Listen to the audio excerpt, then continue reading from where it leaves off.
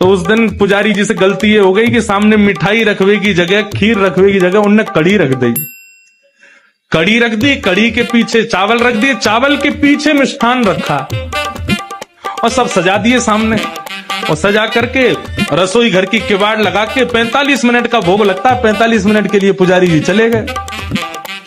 45 minute बाद जैसे ही पुजारी जी भीतर आए तो क्या देखा, सिंहासन पर ठाकुर जी है ही नहीं। ठाकुर जी है ही नहीं वहां पर। पुजारी जी बोले, अरे भैया ठाकुर जी कहाँ गए? पूरे मंदिर में हल्ला है, वो सब इकट्ठे है गए, ठाकुर जी कहाँ चले गए? कोई न कहीं बोले छोटे से ठाकुर जी है सके, इनमें कढ़ाइयन में गिर गए हो छानो। तो सिंहासन के आगे वाली जो कड़ी की कढ़ाई ही कही जैसे ही छानी तो वहां में ठाकुर जी निकल आए।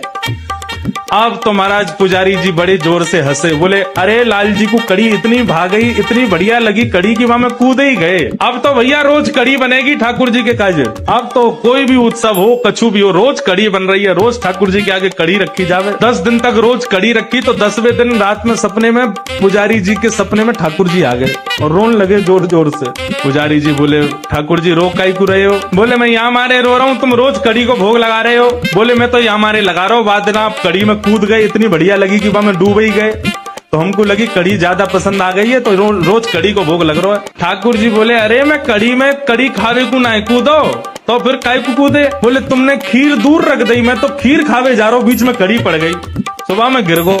अब तुमको लगी कि मुझको कड़ी पसंद है तो रोज कड़ी को भोग लगा रहे हो। भैया मैं तो खीर खावे जा रहा हूँ। फिर पुजारी जी ने क्षमा मांगी, अरे हमसे अपराध है गयो।